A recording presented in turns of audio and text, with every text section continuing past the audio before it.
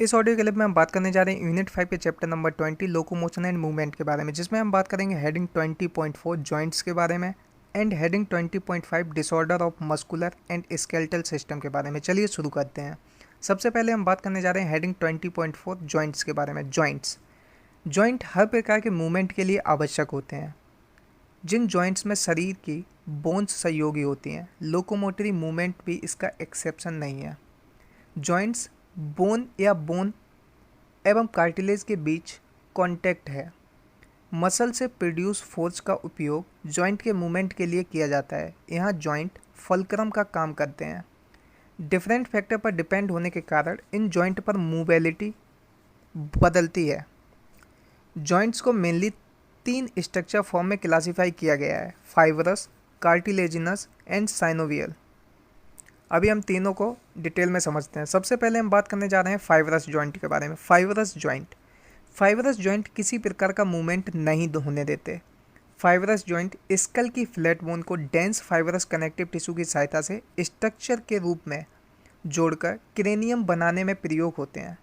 अभी हम बात करने जा रहे हैं कार्टिलेजिनस जॉइंट के बारे में। कार्टिलेजिनस जॉइंट में बोन्स आपस में कार्टिलेज के द्वारा जुड़ी होती हैं।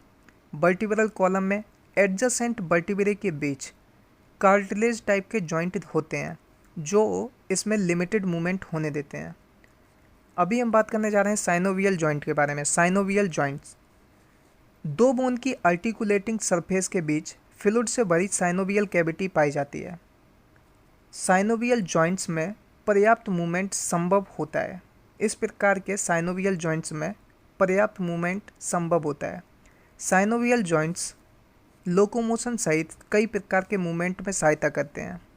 एग्जाम्पल हैं साइनोवियल जॉइंट्स के: ball and socket joints pectoral girdle and humerus के बीच, hinge joints knee joint, pivot joint atlas and axis के बीच, ग्लाइडिंग जॉइंट कार्पल्स के बीच एंड सैडल जॉइंट थम्स के कार्पल्स एंड मेटाकार्पल्स के बीच।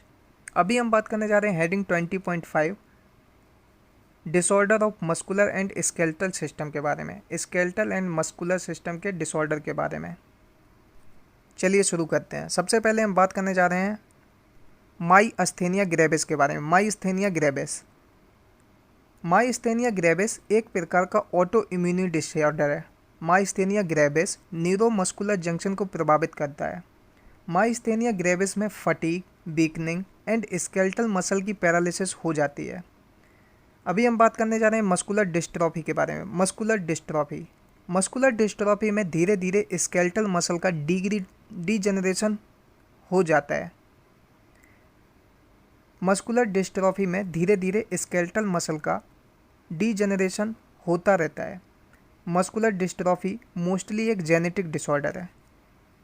टिटेनी बॉडी फ्लूइड में कैल्शियम की कमी के कारण मसल में तीव्र ऐंठन रैपिड स्पैज्म होने लगती है। इसे टिटेनी कहते हैं। अर्थराइटिस जॉइंट्स में सूजन आना अर्थराइटिस कहलाता है। ऑस्टियोपोरोसिस एक एज रिलेटेड डिसऑर्डर है। ऑस्टियोपोरोसिस में बोन मास घटने से फ्रैक्चर के चांसेस बढ़ जाते हैं। ऑस्टियोपोरोसिस का सामान्य कारण एस्ट्रोजन की कमी होती है। गाउट्स जॉइंट्स में यूरिक एसिड के क्रिस्टल के जमा होने के कारण जॉइंट्स में सूजन आ जाती है। इसे ही गाउट्स कहते हैं। आसान भाषा में बायोलॉजी के इस ऑडियो क्लिप को सुनने के लिए चैनल को सब्सक्राइब करने और करवाने के लिए इस ऑडियो क्लिप